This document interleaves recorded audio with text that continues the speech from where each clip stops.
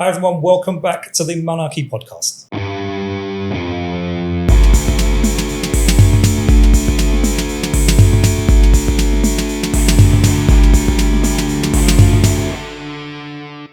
Today we have a couple of special guests, Xenia, Sabrina. So please welcome Xenia and Sabrina. Thank you.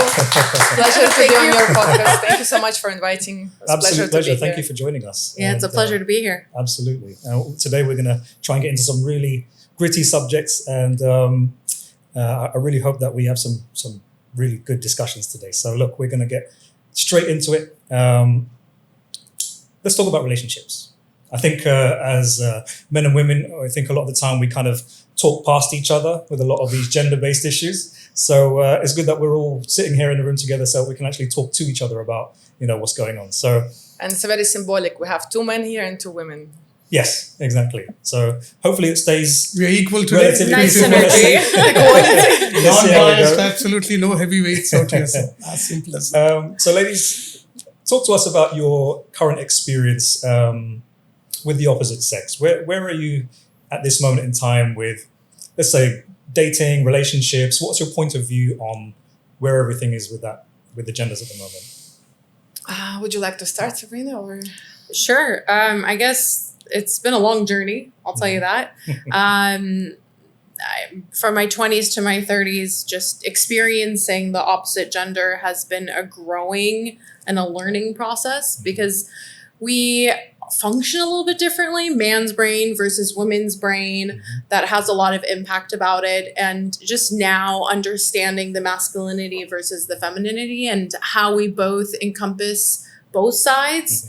But then sometimes as a woman, I seek a man where he has more masculine so I can incorporate and embrace my femininity. Sometimes you don't find that every single time that you're meeting someone. So you end up Xing out a lot of guys until you find that person that kind of, it has that same equilibrium and more of like that same pattern that makes sense for you as a person, because my style might be different than Xenia's style, Sure. right? She might be looking for something that's a little bit different than what I look for. Maybe I'm looking for somebody that's more emotionally intelligent or somebody that is more strength from a physical aspect. Okay. But maybe there are other qualities like finance and more of like family oriented. There's so many different factors. And I think that men, depending on how they grew up, it can change. It just depends on how they were raised, how their mother raised them, how their father raised them, if they're present or if they're not present. So that is all different factors that I've noticed. And there's a huge scale and that people fall on. And even I fall on the scale, and we just have to find somebody that is close to where you are. I understood.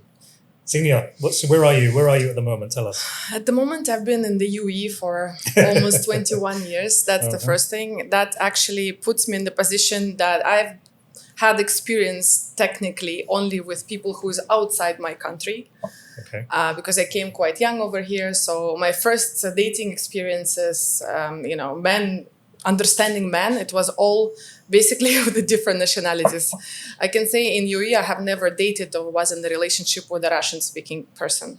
Okay. So do you think that's an intentional thing? You tend to steer away from familiarity, or is that something that you don't think about? Yes, I would say yes. It's not like I have anything against my own nationality, but I do see a drastic difference in the attitude to women. Okay. And I do see this coming from maybe not particularly their evil intentions, but the situations in the countries which I was actually addressing in the previous podcast about the CIS countries, which because of the, situations in the countries, political and, the Second World War, let's say, technically women were growing up men like princesses, right. Let's say this way. And when right now in the country, you would say the quantity of men exceeds by 10, decreases women in say the thing. You got this. There's the number of men is literally 10 times less than women. Yes, the population. Now, can you compare those countries, for example, Turkey, Egypt, even UAE? when the number of men exceeds. So What do you think that means for the dating market? For the dating market, it means that women have more choices and women can be more respected with their choices. In CIS, for example, let me talk about Russia in Sorry, general. just to be clear. Yeah. You said that there are more women than men or more men than women? More women than men because... so would that mean that women have less choices or more? I was talking about those countries where the number of men exceeds. That's where I the see. choices Okay, you're not are. talking specifically about But when the we UAE. talk Okay. about Russia, there's less men. So, for example, for one man, there is a 10 to 15 women in average. Right. So you can understand that there is a little bit of competition existing, and it's always that they look at the Russian women, they say why they're like always wearing heels, why they're always wearing beautiful clothes and putting makeup and everything. How I grow up. Yeah. Because when you go to the nightclub or to a restaurant in Russia, you technically see 3 guys in the corner and the rest are women. So that definitely psychologically affects and it does impact the behavior of men towards women. But you make an interesting point. I think that when you say about, particularly about what women are wearing in those situations, and we can all accept, I guess, that clothes are signaling. We're signaling what we would like people to understand about us when we choose, True. what we wear in the morning. We get up in the morning and we put our clothes on. So, what is it that you think? What are women signaling in those circumstances? To be honest, I don't think it's a cautious choice. It's more of the situation, how you grow up. For example, if I am going to the school, which I'm, let's say, teenager, and every girl is wearing heels, I would wear that too. Choices spoil you, isn't it? The social norm. Choices spoil you. And that's what I was... It's good to be a man in Russia. Thank you very much. And a lot of men are... I always say, why don't where you... I come, it's different. Absolutely different. Talk about your experience. But be about a Russian guy, man, I would love to have a Russian citizenship. But unfortunately, I'm just saying, not now, I'm married now. unfortunately, it makes Russian men, first of all, more demanding, more spoiled, and less strong. I understand, but what is the criteria you're kind of looking in a guy? You know what I'm saying? A criteria What is my looking in criteria or general Russian women criteria? General Russian women, because you got 15 versus 2. So what is it you think that guy would go for? Which women, you think you'd go and say, okay, this is the thing. The one that works harder Goodness. for it. And what do you mean by hard work? Because in Russia, I'll tell you something. For example, the concept of housewife is kind of, unless like she has 3 to 5 kids, and she is like literally incapable being also a working mom, then, basically, then in this case, it's a housewife. But in all other cases, Russian women, 80% of the time they are working, then they are having kids, then they are bringing the money to the house. And, they're just being, that's what is a little bit of, contradiction, because why would women go for all of this at the same time? But because also, it's a way more than men has. Also, when you've got a limited choice, and I'm just, when you have a limited choice, and say, for example, looking for a particular nationality, why don't you venture into different nationalities? You never know what gem could come out of Majority of the Russian women are leaving the country because they go to Europe where they're treated much better. They go to UAE, they go to Turkey. Look at how many marriages in Turkey. Go to Egypt. How many Russian women are married to Egyptian men? Even though Egyptians, they have not the best also. We had that in the previous podcast. So where are the Russian men going? They basically stick Indians. usually to Russia. Either Russian men, I've noticed they go to Thailand, Indonesia. Okay. Because they like the supreme submissiveness, which is usually, they can find in Asian countries. Well, so they want the opposite of what they were raised with. More like a cultural family thing. But they don't really go, if I may say, because they don't need to go anywhere from Russia. If they're forced to go because of certain situations which is happening in the country, then yes. But rather than that, they are perfectly happy with the situation that is happening. Well, it sounds, by the way, in a weird way, that those two types of women that you're describing are actually quite similar, but in slightly different ways. So, for example, the women that you're describing in Russia are kind of make themselves look presentable so that they can be more appealing, yeah. Right? And there is a level of submission to that, I guess. And so I guess when you're talking about the super submissive type in other parts of the world, like the Far East, like what these men are looking for, that's a different type of submission. I don't know how would you describe that? Is it waiting on your partner's hand and foot? Is it cleaning up after them? Is it doing their laundry? Is it what does it look like, that type of submission? And what do you think of submission? I would say, the inability to go for a more higher value woman forces men to just go for women with the less demands. We talk about financial, we talk about characteristics like, for example, arguments. You can find a lot of Asian girls are not arguing at all. Okay. A lot. That's what I've seen. I'm talking about like Thailand, like Philippines, like, you know what I mean? Like, for example, some ladies are so smooth and so, let's say, giving and caring. That's the skill of being smooth. I agree with you. How to and control that works. your man. And that's the skill. That works. Seriously. That works. But however, at the same time, when you're growing up in the society where you're equal to the man, in the school, for example, we are taught the same things. We get the grades. So the competitiveness, it's already inbuilt from that time. So when you grow up, you're actually supposed to have your own opinion about something. I was there in Moscow for a week. How was it? My goodness, it was good. It's so big, it's so huge. It is. But nobody smiles at you. Maybe you were in the winter time. Yeah. I mean, it's a stern look. It's probably freezing cold outside. I had to literally coax. I was staying in a hotel, we had a group and all this stuff. And that guy who used to serve, what do you mean? I said, omelette. I literally just said, can you smile, please? Can you smile? You're obviously intimidating him with your hyper-masculine frame. That's the problem. The guys are huge. Those guys are huge. Do you know that the situation will change now because a lot of Indians are coming to Russia now? You know what happened on the last day? I said, look, I'm leaving. Can you smile? That's it. Sabrina. That's it. Are men and women equal? We are not equal. Tell me why. Finally. We are not. I agree. Yeah, totally we're not. In so many different aspects. Are you listening? Listen to this. Physiology, we are very different. Our makeup is very different. The way that we do things, the way that we think, the way that we perceive, mind versus heart, the way that we are physically, emotionally, in all aspects, honestly. When people ask for equality, these are more of how to be treated. Like if I'm doing the same job as you, I want to get paid the same as you. Sure. If I'm put in the same work, I think that's where that misconception comes in. Yeah. But overall, we are different. I'm female, you are male, and I think we have to respect that part of it, so that there's some sort of balance in a relationship. Thoughts? What do you think? What do I think? What do you think? Look, I agree. I echo Sabrina's sentiments there. I think that it's contextual when we talk about equality. We are of equal value.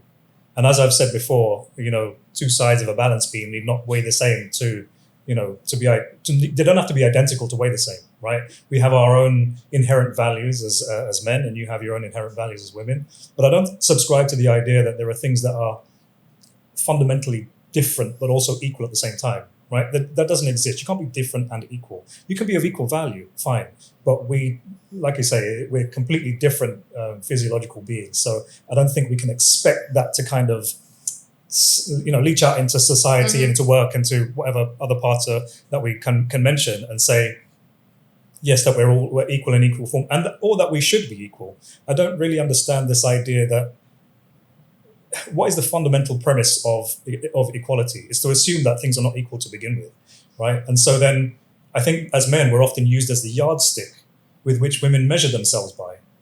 Okay, but why do you want to be the same as us? Why don't you strive to be better than us? Do you know what I mean? Where is this idea that we're to be the yardstick to be measured as to what equality means? I think it comes from the suppression of women from the very beginning to start with. So they just wanted to be basically looked at as humans to start with. And then already, there was a group of women who was trying to promote the fact, which I personally... Me Too movement has changed a lot of thinking. What's that? The Me Too movement. Me Too. Do you think that has changed a lot of perception? 100%. Like Sabrina, you said from age to 20 to 30. Are you willing and open looking into other cultural men, other nationalities? And have you come across someone, say for example, whom you like, and after a first or second date, you said, this kind of doesn't suit my culture, because I always believe culture is something which is ingrained right from day one since you're born, isn't it? Different nationalities will have different cultures, how they perceive women as. That comes the compromise. If there is no compromise, so exactly. it wouldn't work. Has your thinking changed, meeting on dates and all that? I think over the years, me and the people around me have dabbled in both sides. So I've always known kind of what I wanted. Even if I did try to go outside of the spectrum, I always end up going back in just because it made sense for me and the way that I think and what I was looking for. But I do know a lot of friends that do date out of the culture or out of that zone area, right? And it works. And they find that way to collaborate and they find a way to make it work. But it's not really based off of nationality or religion or, culture. It's more based off of ethics and maturity and a level of understanding of each other and communication. And if you can get to that same level, then it works. What is the initial attraction? The initial attraction to date? Do women date potential? Or are they already looking for success? To me, it's a communication. I think That's women the way have to dated express both. yourself properly, emotional intelligence. When men really are in touch with his own feelings, he's not, there is a new term now, emotionally unavailable. Somebody who is 5 minutes with you, 5 minutes somewhere else. Yeah. So I think the communication is the only base for people to actually either to find compromise, either not to find. And as Sabrina very well said, that ethics is like, are you the person that you are reliable? Are you the person who is honest? Are you somebody that I can really rely as a woman on? Because now here the gender is coming. Because women are looking for a man they can rely on. True. And relying means it doesn't really a lot to do with even finance, because women now already capable of, providing for themselves. But there is always an emotional kind of pairing with a man that makes a difference, because we all know even two friends together, it's a two heads, not one. Yeah. Men and women, it's two opposites, but at the same time very much complementing each other if they're not going against their features. So speaking about the successful woman, do you feel as if, or do you think that strong, successful women, are they, to men at least, are they intimidating or is it unattractive? I'm sure they are. Yeah? Yeah. Men are. I would agree to a certain extent. Yeah, but at the same time... Not everyone, but certain for some men would yes. be. And sorry to cut you in, but as you said, communication. You see, most of the marriages, initially it's good when you're dating, the communication is strong and blah, blah, all this kind of stuff. Once you're married, the breakdown is because of communication. And that's where the complete thing breaks off. And if that goes off in your marriage, trust me, there is nothing like a family going forward. I don't know how can one, I'm very good at communicating with my wife and my wife as well. So, we have and this is one thing which we kind of started right from day one. Whatever happens, But also it takes two, isn't it? It takes two. Absolutely, I agree with you. Because if you would have a woman who is not listening, the woman who would not understand what you're trying to say, it wouldn't work also. Exactly. Well, by the way, it's interesting. You had a point. You had a point. So in regards to what you were talking about, there's a difference between a strong woman and a woman that's overpowering in a relationship. Because you can have two alphas or an alpha and a sigma in a relationship. It doesn't mean that the woman has to be a beta. Right. So she can still be strong and intelligent and have her, goals for the future. But if she's with a strong alpha male or even a sigma's fine. But somebody that's understanding that, hey, she needs her moment to shine. It doesn't take away from who he is, but he's allowing her to be that strong person. But he knows that she's going to come right back to him and be that baby girl that loves him, right? So she has to have that dynamic space and he has to allow that without being intimidated. And I think that's what's missing these days because men are like, no, I'm the macho man, and their ego kind of gets in the way, but they're not seeing that. No, she is still that girl that you want her to be. She just needs to go be a powerhouse real quick and come back to you. And perhaps not in the home. I think that's one. But also, mostly it happens at home. Mostly it happens at home, to be very honest. Because two alphas are detrimental. But I think it works. You think But so? I do because I could be an alpha. That's the skill and the confidence level. Right. What you have in your partner. Right. But that also goes back to communication. I can then tell you, look, I need my moment, and your partner understands, okay, this is a time you back out. Not try and impose your alpha thing. Right. But an alpha should know when to back out, right? Or when to hold the steam so that the other person can bring it to the table. There is a reason why the steering wheel is put on one side of the vehicle. Yeah. Right? Because two people 100%. can't drive at the same time. And if they do, it can often lead into chaos. Yeah. Right? Yes. So I think in some regards, yes, you can have two strong personalities. How we define alpha and beta and sigma is another But thing. how about the different qualities that each one has? For example, if, give you a simple example. If, for example, I am better in something and I'm able to do that, then why he's not giving me that will? Yes, of course. And so the roles within the relationship have to be identified. And if, I'm like not understanding anything about the subject other one, then let him take care of that. So it's basically unless it's again, as she said, the ego. Yes. If ego is there flying around, then it can really spoil every single type of end communication and really the distribution of power, let's say, in that couple. And I guess from a male's perspective, it's all about security, right? It's if you're a secure male, you should really understand that actually there are going to be things that your wife or your partner is going to be better at than you, naturally, as we all have developed life education and skills and things completely independent of one another. And so then you have to agree that, okay, these are going to be maybe your responsibilities and roles within the relationship, and these are going to be your responsibilities and roles. And hopefully you bring those two together and but you're both looking in the same direction. But what I mean by one person driving is that it doesn't mean that you're sitting in the passenger seat quietly, just kind of not doing anything. It's that you're a support role. There's for the something person called who happens to be co-pilot, driving. isn't it? Well, yes, exactly. Actually, there are two. One is on the wheel, one is... But then or we could actually, call it a partnership Yeah. where you utilize your skills, right? But then you can't really define responsibilities. Yes. You know what I'm saying? It should come from within. Right. And then we should embrace who we are, our femininity. Like I have intuition, for instance. Yes. I think I bring that to a table Yes. so that I can tell my partner, hey, watch out. There's a stop sign right there. And it's up to him if he decides to see it or not. I can only show him the stop sign. No, and he needs to make the decision to stop or to go. But then if he ignores and gets into a mess, then your partner shouldn't say, I told you so. And that will trigger the whole Well, it also thing. depends. Am I right? Yes, it will trigger it, but then triggers and said, damn it, I did it.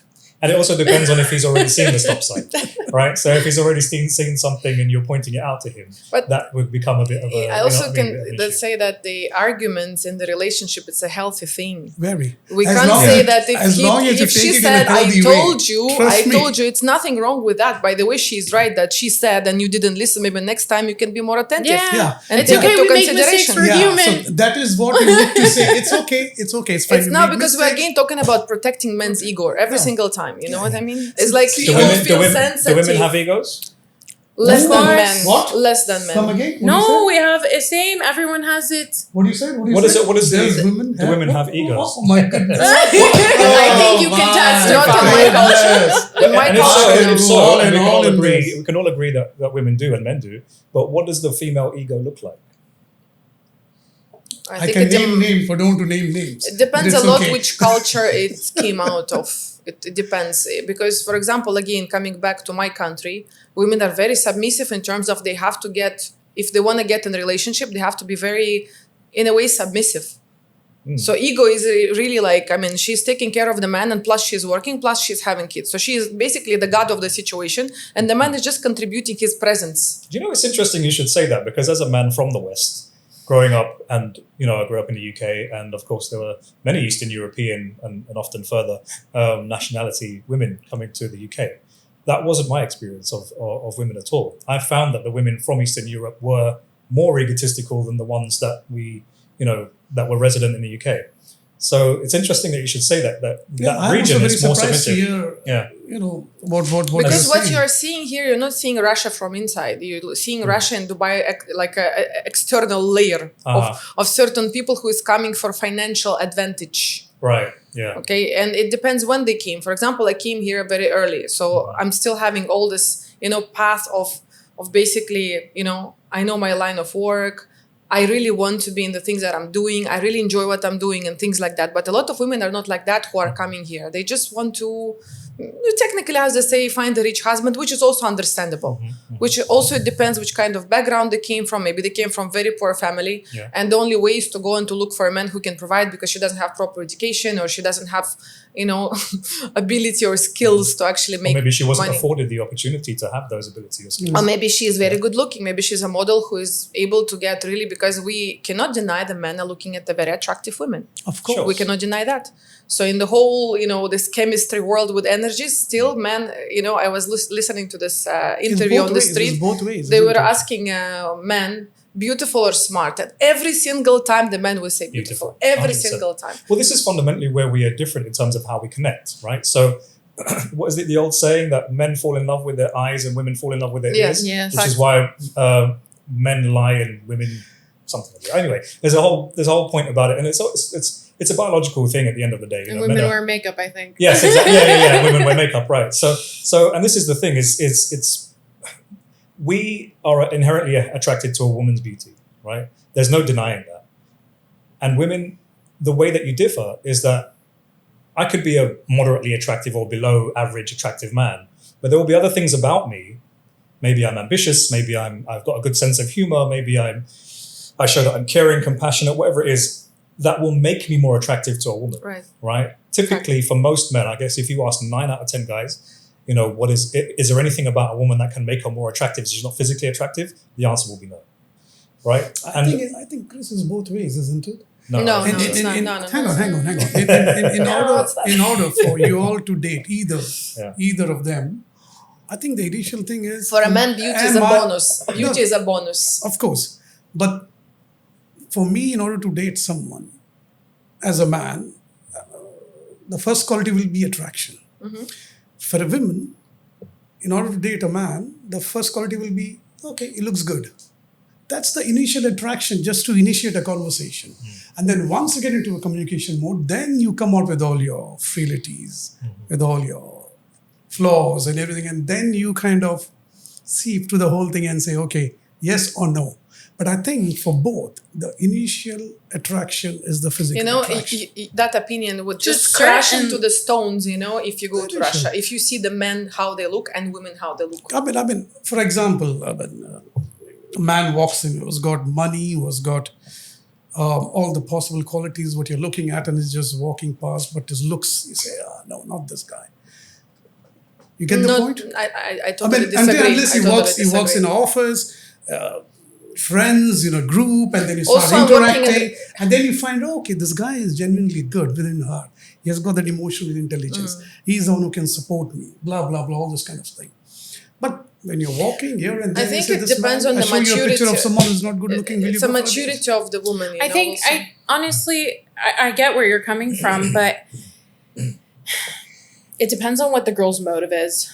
If I'm looking for something genuine and I'm looking for an authentic partner and somebody that I can connect with long term, and I'm not looking at finances, which is what you're trying to say to me, right? Yeah. Then no, I'm going to turn that guy down. I don't care what he looks like, or I don't care what his money looks like. But am I going to be able to live with this guy? First step will be, would I want to at least go out and talk to this guy? Well, I'll talk to him regardless. I'm in marketing. No, that's a profession what we are talking about, isn't it? Unless you're introduced by a group of friends, and then the initial introduction is, Chris is a good guy, whatever it is, blah, blah, blah. Would you want at least go have a chat with them? Once you have a chat with them, you find But there is a degree of how people look like also. You could be extremely ungood looking and average and above average and very good looking. And out of my experience, I met a big quantity of good looking men. And unfortunately, internal qualities were so low. Yeah. So with the maturity and with the time of understanding, I actually like to speak to less good-looking men because they have a way more internal qualities which they've had to develop other skills. Because they're not, why? It's very, very easy mathematics. If man is good-looking, he's putting all his cards on his looks. If a man is not that good looking, he's investing in his own emotional intelligence, he's trying to earn more money, he knows that he needs to compensate a little bit from some sides. Agreed, 100%. So that's why would you give the same advice to women that do the same thing, who clearly you can see in this especially on social media, where women will often use their looks as a means to attracting a man and think that maybe that's enough. But yes, and by the way, I think we contribute to this problem as well by quite simply taking what we're seeing at face value and thinking, this is it, this is going to be me for the rest of my life because I've got this, what do we call it? Like this item on my arm, this showpiece on my arm, which is going to be, everyone in the world can see that I'm a high status man because I've got this trophy on my arm, which doesn't actually have any you inherent value. You just answered it yourself. No, women don't need to do that because sometimes beauty is enough. For the man, beauty is enough. And we saw it all over throughout the history of men because they can put a beautiful woman next. It's enough. Yeah.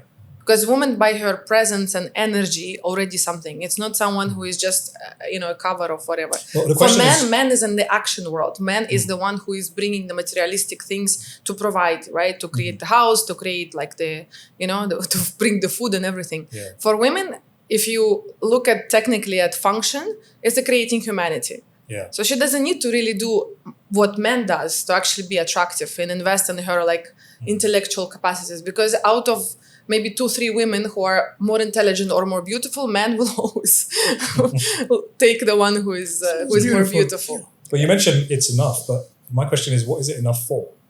So if you're looking for a deep, meaningful relationship, whether you're a man or a woman, there has to be some depth. Because to the everyone character has of the their person. own depth. Like your depth maybe is different from another man's depth, right? Mm-hmm. Maybe he doesn't even put himself like 2 words together. So for him, she's quiet and she's okay and she's beautiful. Simple enough. But some people who is philosophers, who is we're sitting in the podcast, we're trying to dig into psychology. Yeah. For these people, the meaningful conversation is, I think, something called sapiosexual. Someone who is really attracted to the conversation and really want the intelligence be as a quality. Like for me, it's important as well. It's very hard for me to be with a person who cannot communicate with me. It's almost impossible. Yeah. Do you think men and women can be friends aside from the obvious attractions that we have for one another? Is intersex? Is that the right phrase? Is it intersex friendships? Is that a thing? Can that be possible? I think friendship is kind of the wrong word that we should be using, because in all reality, I don't think we can have like a super deep friendship relationship the same way I would have with a female friend. Yeah. Because there's no reason why I would have a husband and then have a guy friend to go vent to. My guy friend should be my partner because he should be everything for me. Yes. But I can have male acquaintances or male co-workers or something where there's another aspect to it. Yeah. So, we can benefit in business, in podcasts, in whatever it is in the global aspect of it. Or maybe we should know people in the community so I know what's happening across the world or whatnot. But for me to go deep into a friendship, I don't think that should happen, but it does. And that's where it causes a lot of friction in relationships, because then I think that the man feels inadequate. Like, why didn't she go to him? And that's the reason why they're being partners. So no, I don't think it should be that level of depth. It's a very, I think there are different aspects to it. Yeah. Like, I don't know if I can consider, like, let's say we do a couple podcasts and now are we friends? It's a matter of definition. Exactly. Right? It's how do you define friendship at the end of the day? Exactly. Yeah. Wilson, tell me, can men and women be friends? As I said, it's a thin line, really. You can be and you cannot be. It's all about if a boy and a girl is a friend, are you attracted sexually? Look, that's the top of the list. Are you not attracted sexually?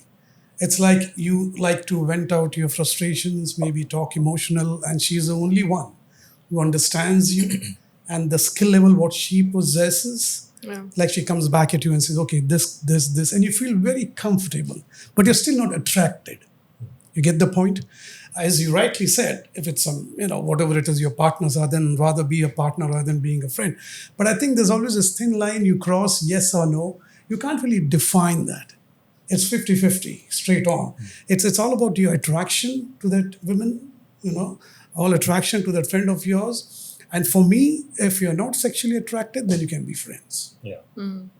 As long as there is emotional connect, that's fine. But emotional can then grow. Yeah, but on. emotional attraction is also something, it doesn't have to be physical. Cheating doesn't have to be physical. That's what I'm Right. saying. Yeah. But that emotional thing can grow. Yeah. If you allow Right. it to. You get the point. There's Yeah. always chances of growing. Where do you cut off? When do you say, in your mind and in her mind, we are only friends? It is tacit.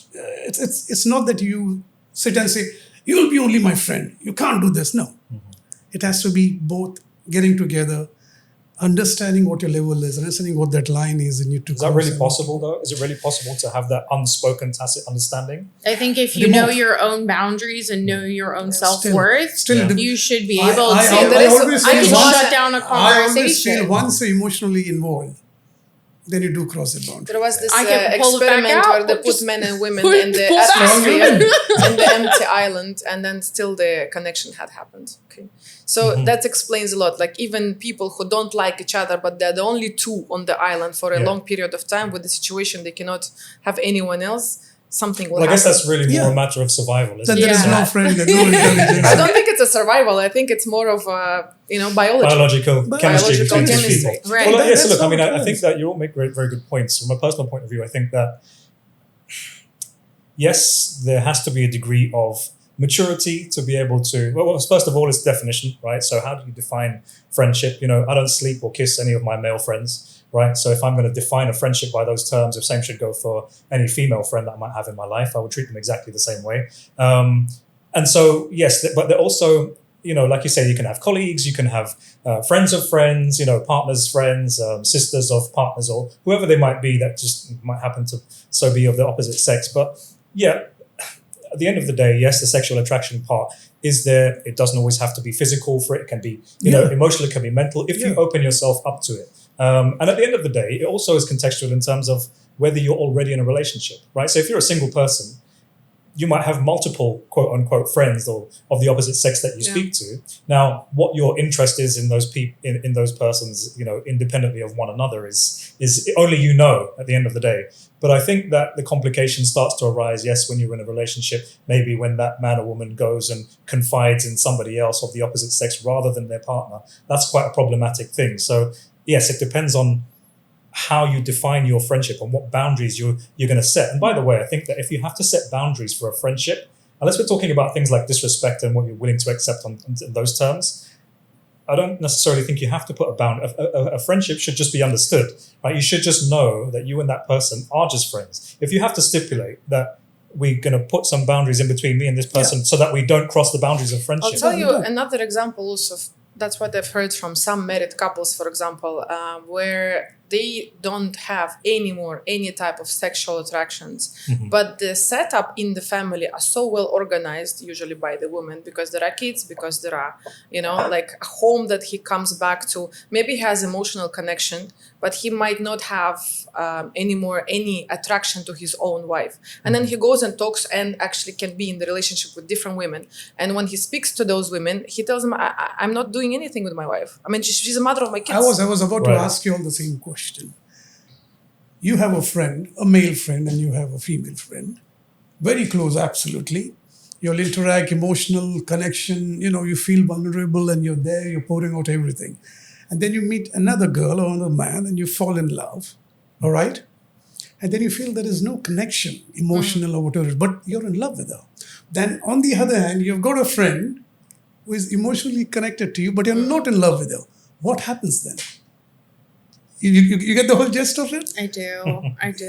What happens then? You're in love with someone and you're not in love with But what's someone. the definition of that love? Is that just chemistry that is, You tell me. 3 months duration chemistry, something like that? Or is it something that for a year or 2 or 5, you're really, like looking at that I'm person? in love, she is in love. What's the definition we of interact love? and then we want to Wilson? get married. There are All like right, 6 we different get types married. of love. You know that love is I not understand. something that Yeah. is easy to Okay. define also. So we get married, whatever it is, and for a year or 2, but I still have that friend. What if it was lust?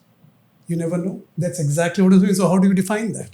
Well, first of all, how do you distinguish between Only your own values and ethics will define that. You just have to say no to things which is outside your own commitment. That's all. Because if you let yourself go, you can go anywhere where you want, because right? you need to be dead sure that you want this girl or a man in your life whom you're But marrying. can you be that sure? And ultimately, People are divorcing after 20 years of marriage. nothing is certain. But then what I'm saying is, as you said, you want a friend who will be acquainted or whatever it is, rather than being a close man friend to you while you have your husband, right? And then what happens once you're married? Will you tell your close friend who shared everything with him, say, stay away now? Yes. Because as long as he's there in your life, you will be connected irrespective, isn't it? Yeah, but also you have to have, like, what is the meaning of respect then if you don't consider the emotions and feelings of the man that you're married to? Agree. But does it happen? It consistently happens, especially now with our digital age. It's actually gotten worse. So I think, yes, out of respect for the person that you love and the person that you pick to share your life with, you should pull your energy back in a certain way with certain connections. But I'm not saying break it. I'm not saying be rude to that person or be like, okay, we can't be friends anymore. No, it just should be a mutual understanding. Like, hey, I've picked a life partner and you're not that person. What happens in the next 4, 5, 6, 7 years? There is a breakdown of communication. Well, you work on the communication with the person that you chose. Look, I'll ask you guys a better question because I think that we can beat a dead horse with this one. But I think that the broader question really is about a double standard, right? And there are many double standards that exist in life for men and women. But I think at the end of the day, I think it's easy for women to say they're going to have a male friend because it's true for you, right? It's not always true for men. So, for example, if you have a friend or an acquaintance that you're semi-frequently in touch with, maybe they're a colleague or whatever, and your partner brings it to your attention that they're uncomfortable with, how much communication you're having with this individual, you might say, okay, I'm going to pull back. But you might also think in your mind, because it's true for you that they're just an acquaintance or a friend, that there's nothing wrong with that level of communication because it doesn't mean anything to you, right? But it means something to your partner. Why? Because men understand men, right? And typically women understand women. And so it's not about you. It's his understanding of that man's intention towards you. That's the thing. So I think oftentimes when it comes to friends of the opposite sex, the double standard but the same rules don't always apply. Women can very much have and know that there's a guy that might be interested in them and put them straight in the friend zone and say, sorry, you're not for me, right? Now that guy, he will sit in the friend zone for as long as it takes, right? Until he gets an opportunity that might present itself. And then all of a sudden, one lonely night when you're right, and so this is the thing. Whereas we don't have a friend zone. Guys don't typically look at attractive women and think, I'd really like to be her friend. It's never happened in the history of mankind. No. And so we don't have that kind of that we come back to equality. There is nothing equal about even psychology of the men and women. Well, absolutely, Zero. yes, exactly, true. Exactly. And so this is, I think, the unfortunate double standard is that we can accept and we can look at it and say, oh well, yes, of course, men and women can be friends, but the problem is that men are not typically looking at particularly attractive women. And by the way, I think this is a very sad indictment of the attractive woman, right? The attractive woman will never have a genuine male friend. Isn't that a sad thing? Isn't that a sad? But an attractive man will often have a. She just needs to be a good manager. Well, perhaps it is, but it's imagine having to constantly manage men's intentions. Welcome to women's life. You. Yes, I understand, and I get it. I get it perfectly fine. Like the point is that you're constantly having to police the way that men interact with you, and that there's no genuine man that's going to come to you and want genuine friendship with you. Now, whether you want genuine friendship with the opposite sex is all personal. At the end of the day, speaking for men, I don't. It's not my desire to have many attractive women in my life who are close friends. It's just it's not within us to have that. Maybe it should be. I don't know. What do you think? Do you think men should more aspire to have female friends more because you have a different female perspective that you can offer us? You just said about yourself, but I think majority of the men, if I'm talking about Dubai, they all have female friends. Even married men, all of them, they're having female friends. It's what I've seen, at least around. Yeah, but the definition of female friends in this country is not just a friendship basis. So, and you already have my opinion. I think that no, the answer is no. I think that unless there's something that we need to be a part of the community and there's a networking perspective, fine, so be it. But if you're connecting with that person on a day-to-day basis, there's something wrong. But now you're talking about cautiously aware person. What about we're talking about someone who never had women attention and suddenly he get the money. He surrounds himself with 10 to 15 female friends just Money for the talks. fact. And I've seen that in some cultures, not going to name which ones, like they gather only women in the places which they go. They invite a lot of women around. Well, You know this every Tuesday night Sultan is ladies' night, Suleiman yeah. stories, you know, like when he's himself and then there is a 50 women harem, you know, what they call it, they dance around him. So this is something which men do just to compensate something, I believe, which they cannot pick the one partner, but they even maybe they're lost in choices. Well, answer me this: why does ladies' night on a Tuesday exist? And conversely, why is there no men's night? And what does a men's night look like? Because we know that it's a men's society at the We end of the are- day. we Men are- are earning more money in total We than are women. expendables. So men have to see if they gather women in one spot, then men are knowing they're there and they're a little bit tipsy, so they're a way more flexible communication. It's a marketing tactic. It's a marketing tactic of the restaurant or a night bar. Well, at least you're honest. In I our mean- culture, Yeah. if you have that man who's loaded and surrounded with 15 women, trust me, he will not marry either of them. That's what I'm saying. He will go back to Yeah, the exactly. basic family. But why? submissive- Why? Answer. Culture. No, it's not I culture. don't It's a think it's compensation. culture, yeah. What It's a else? compensation of. At some point, Because he one believes girl he had can get the when best he was in the school or in the whatever, like kindergarten age, somebody had rejected him big time. And when men are like, they want to feel the abundance of the women around, he can afford it. Because healthy mindset, I mean, you can take this money, you can put it in the properties, you can buy land somewhere, you can invest in your family, you can give education to your kids, but no, why you wasting money on the women? I mean, the point I'm making about Random that, women who are not even wives or anyone. Yeah. Just women come Yeah, and come yeah, like a yeah. train, okay, like a circle.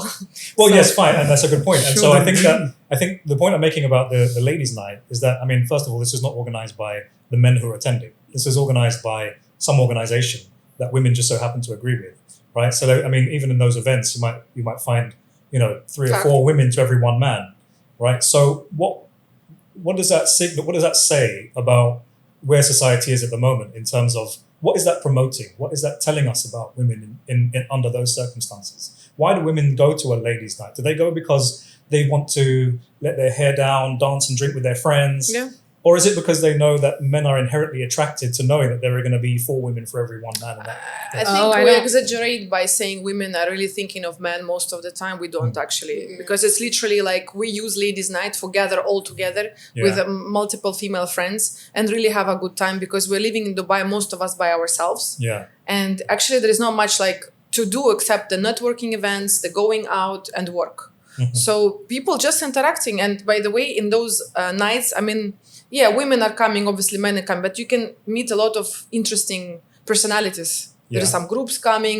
So it's very like, It's all about networking. Finally, the whole it's thing more of a boils down to networking stuff. Yes. Why would I want to go? If I get connected with this guy or this girl, not necessarily going for the man there, this guy or this girl. Yeah. Look, I'm into marketing, for example. You're into real estate, I'm into real estate. Yeah. You're into your, wellness. If you get connected with someone who can get you a higher contract or something like that, it's a plus point, isn't it? Right. So your motives are different. It all depends on the individual, what you want But also, to I do. think in Dubai is a different way of things because we have these amazing restaurants.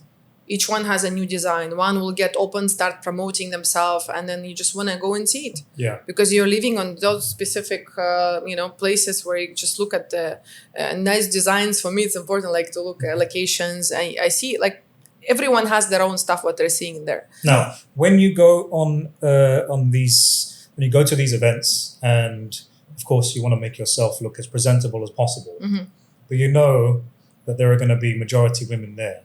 Do you make the same kind of effort in terms Even of more. how much? You make even more effort. Even more. Why is that? Elaborate on that. Because it's a female feeling of Competition? no, not at No, all. not No, it's competition. more of How would you like. describe it? Like if, for example, I got something, I meet Sabrina and she's, oh my God, this dress is unbelievably nice. Like this, we discuss the fashion. It's more of like I bought something and I'm like, it's amazing, I don't know, earrings. Where did you buy them from? It's a female world that men would never understand. It's a lot to do with art, with design, with, things that we love as aesthetics. Okay. It's a creative creativity process, the fitting things together, putting colors together, and then it's actually, I noticed that most of the men, for some reason, they think it's all for them. Well, this is my next question. So you guys don't dress for us at all. You don't dress for our attention. You don't want our sexual signals. It's not for us. Look, for example, if I'm knowing I'm going to meet someone that I like, yes, I might put a nice effort and I would think of the psychology of the meeting and I would dress appropriately considering what type of meaning I want to bring to that meeting. Okay? If it's a business meeting, if it's like, a date night or something like that. Yes. But definitely like I'm not thinking 100% of the time, oh my God, like whatever I'm wearing, every man gonna check out. It's the last thing, to be honest. Right. Yeah. So that's interesting because, I don't know if I subscribe to the idea that all men think that whatever women wear is for us. A lot of them think. I'm sure you might be right. Really? That's what I heard over the podcasts also, like a lot of men saying like, oh, your makeup is for us. Your dressing is for us. It's like, absolutely not. It's for us. Totally and not. Then it's also for us to be able to appreciate like our womanhood and who we are. Like I love the fact that she did her hair curly and she's wearing white. Like I think it's so beautiful and I'm like literally appreciating her beauty. But I also understand that it's not a competition. I also know myself and I'm very well centered with myself that I can appreciate who I am and what I bring to the table. Yeah. But it has nothing to do with the men because I know that if I wear a paper bag, it's still going to be nice for you guys. It has nothing to do with you. Interesting idea. I'm not sure if I agree. But I understand the premise. I get the point that you don't dress for the male gaze, and it sounds like you're saying that you'd prefer that men didn't really look at you or objectify you in that way, depending on what you were wearing. Is that a fair assessment to what you're saying? I think it happens regardless. Okay. But yes, we would like to be seen more than just a pretty face or what we're wearing, I guess. But then you want men to look at you at least once, at least a glance. Well, the thing is that because you just said it, you said men see with their eyes or whatnot. Yeah. So it's a part of who you are. It's your physiology. So yes, we have to look. When you walk into a bar or a party. Do you expect that men will at least look at you? But the thing is, it's not about what I'm wearing. I could be wearing jeans or I could be wearing a dress. I can have no makeup on or I can have makeup on. It's not about what I'm looking like. It's about the energy that I bring to the room. I understand. But do you want men on the other side when you walk in just to have a look at you? It's not the purpose. It's not the purpose. I don't care. I think that's what attracts it more. I feel like it's the women who is having lack of attention. Maybe they are going to wear something provocative or whatever. Unless it's the people who, again, like they are more in fashion or something, you can find like some certain dresses. But see, you're mixing up. Attention is attention. There are women who give you attention. There are, I don't know, family who can give you attention. There is a man in the bar who can give you attention. Attention is attention. In a bar or a party, I don't expect a woman to give me attention. I don't. But when somebody walks in, you know what I'm saying? At least a glance. Yeah, but why it has to be a bar? I can walk in and this is a good point. And you're saying, and I get what you're saying. Let me play a devil's advocate here because you're saying you're already looking and you don't care because men always look. But what if men stop looking? That's exactly what I'm saying. This is what Wilson is getting at. Wilson is trying to say... And you wouldn't be a man. Fine. But unfortunately, the same... That's exactly just give you an example. You still want someone to look at you. If you don't look at you, we're not men. No. Fine. Yes. Sorry. Exactly. Sorry. You said that it's not about our wants. It's about who you are. So if you are a man, truly masculine, it is physiology. You will look at the woman no matter who she is. If she's 60 years old, if she's 20-year-old, you will look at her because she's a female. You are wired this way. But from what you're saying is that you don't care for that. But we're living in care if it happens automatically. Why would we care about that? We know it's happening. Not like we walk around what if it doesn't happen? Is this man going to look at me? If men look at me. It's not like that. And so then if men get the message you get that you don't care for the male gaze, what does it matter to us? What happens when it stops is what I'm asking. Nothing will happen. What will happen? So we stop having relationships. Why would we stop you having stop? conversations. Why would you stop? Yeah, but you're mixing now, Chris, with the spread attention with the intentional attention. Now you're talking about general attention. You walk into the bar, everybody's looking. People checking each other out. Right? This is a part of a human nature. Everyone is looking at especially in Dubai. Everybody wants to check out who is what and how, who entered everything. Yeah. But now, if you're sitting at some table in the restaurant by yourself and there is another person by himself over there, he just looks at you and he wants to come and to say hello. So this is already intention towards maybe checking if that woman is free, if she's not married, if she wants to maybe go for a date or things like that. Yeah. But what he's talking, coming to the bar and seeing eyes looking at you. Not every eye. It's a pleasant feeling of a confirmation that because for me, I'm a woman and it's very normal. It's hard to believe. Boy or girl, you walk somewhere, you expect your opposite sex to have a look. If it doesn't look, it's okay. But the expectations, the way you dress up, the way you speak, the way you communicate when you walk into a certain party, or into a bar or anywhere in your social circle. But is it really in your mind all the time? No, it's not. It's not. So. But the expectations are there. Maybe because it's become a social norm? Yeah. Yeah. But it's now, the point I'm trying to make is that it's now becoming a social norm for men to not know exactly what you described, when it's appropriate and when it's not. Mm-hmm. Because at the end of the day, it has to start somewhere. It has to start from my glance across the room to notice you to begin with, to know whether or not I think you're attractive. And that's all really down to your appearance. Now, I get what you're saying, that you're not, however you've decided to appear that night has got nothing to do with us, right? But I'm saying, if we don't really understand now how and when we should approach, because the privilege I think that women experience in this day and age is that you just get to pick, choose and refuse, right? Like you said, you're not a real man if you're not willing to go and approach and do those things to get the woman's attention. But unfortunately, we're becoming more aware of the fact that if the woman doesn't find you attractive, that can make a real key difference in whether you are labeled a creep or if you're labeled somebody she really actually wants to have a conversation with, right? But we don't know. We have no idea or understanding prior to actually giving you our attention or shooting our shot to talk to you. You have to define what type of attention. For example, if you're sitting in the bar, you can send across the bottle of champagne. Is it attention? I think that it goes back. Or do you come and say, "Hi, how are you? Can I get your number?" Well, I mean, you know the difference. Of course, yeah. Sorry, you were going to say. That's okay. I think that it goes back to the way it was maybe years back, where it was as simple as if a woman saw a man, she would drop her handkerchief and give the man the opportunity. Yeah. Yes. But this is if it's something where it's as a romantic intention with good intention.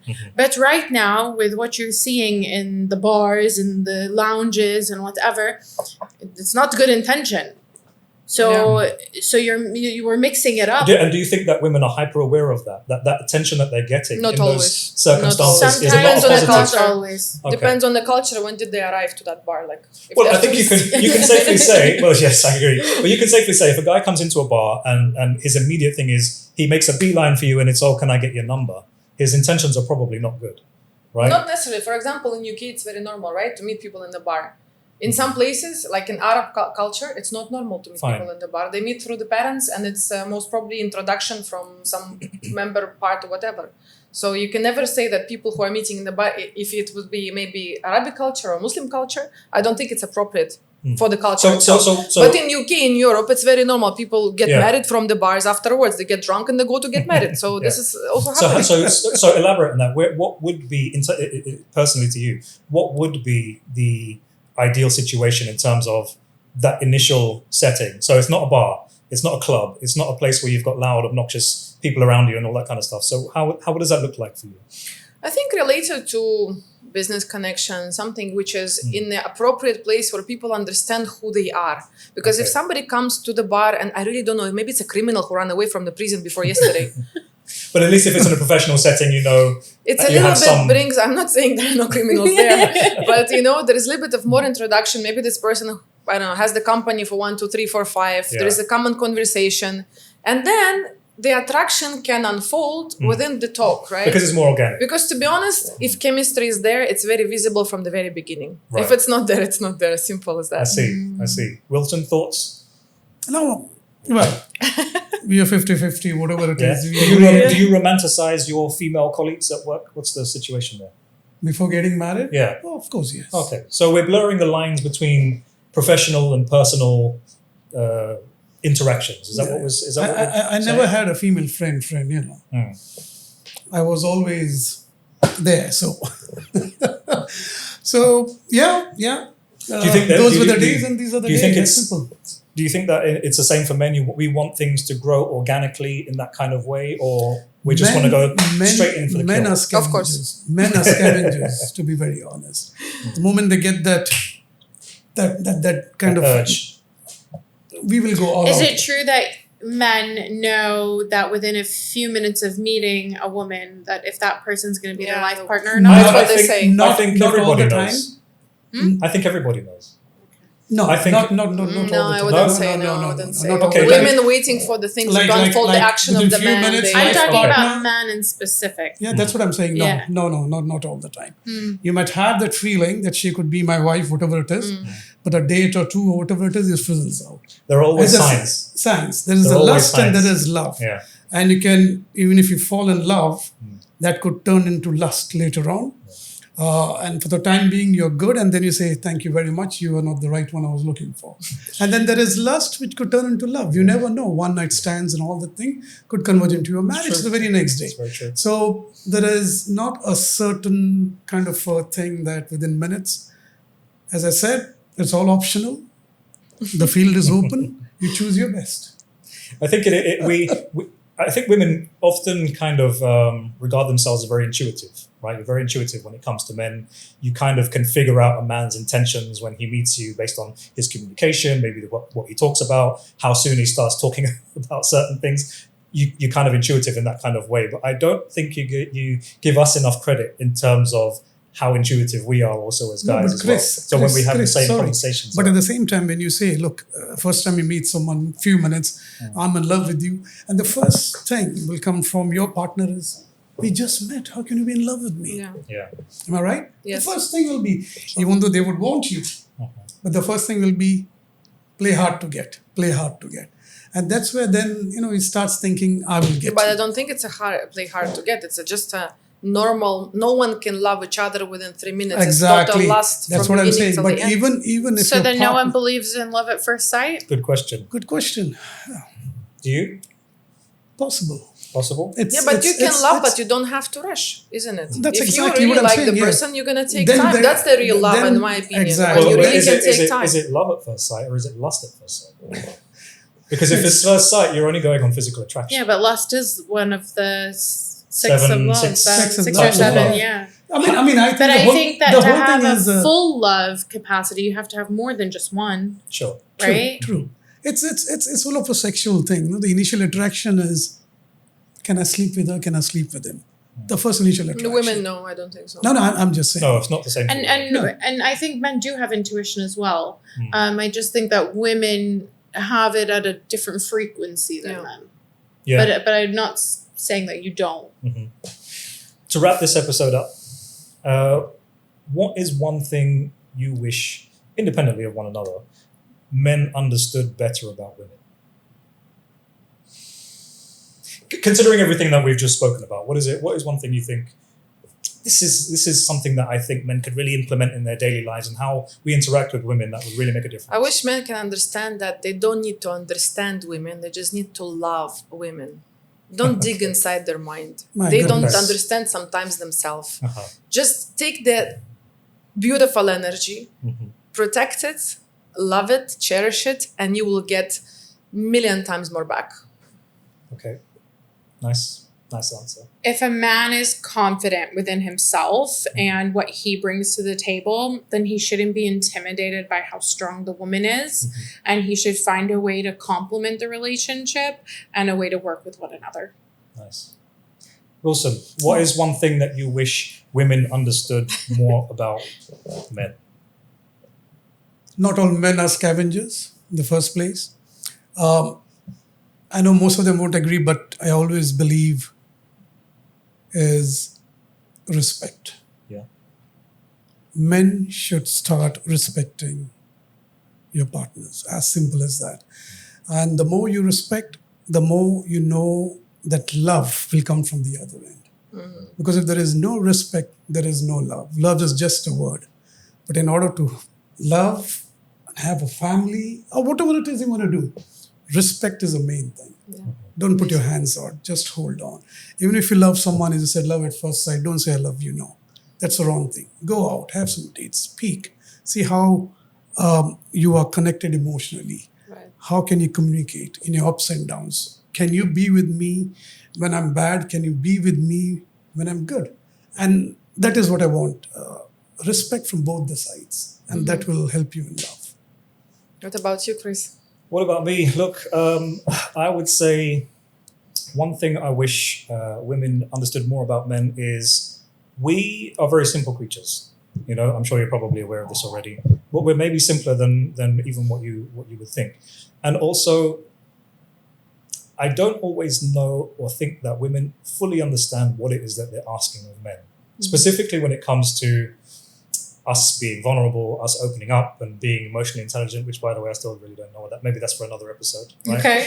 Yeah, we can talk about it on the next one. But I think that sometimes you have to be a bit careful what you wish for when you are asking for these things from men, because I think that women have an inherent attraction to masculinity, right? If you're a straight female and you are in your, I don't know, quote unquote, divine feminine, right? You have an inherent attraction to masculinity. And I think that once that masculinity, and I'm not saying that being emotional, being vulnerable, all those things can't be part of being masculine. I think masculinity at this moment is being redefined as we speak. Yeah. But I think that once you open that Pandora's box in terms of what you're asking of that man, sometimes there's no line. And if he goes beyond that line of showing too much emotion, too much emotional dependency on you, now becomes codependent, too much vulnerability, now I think that attraction will maybe start to fade for a lot of women. So I think that I wish women would understand that actually what you're asking for sometimes isn't necessarily what you want, whether you realize it or not. No, as he said, don't dig deep. I think it goes both ways. From our end, from your end, don't dig. If you love, keep it on. Yeah. Yeah. On this positive note, thank you very much for organizing this one. It was a pleasure. My pleasure. It was great. And I look forward to our collaborations in the future. For sure. Absolutely. Thank you guys Thank for watching. you very much. Hope you really enjoyed. And like, subscribe. Tell us your comments down below. Yes. And, whether you agree with the comments and whatever discussions we had, 50-50, 80-90, we don't know. We wait on you. We'll see you on the next one. See y'all.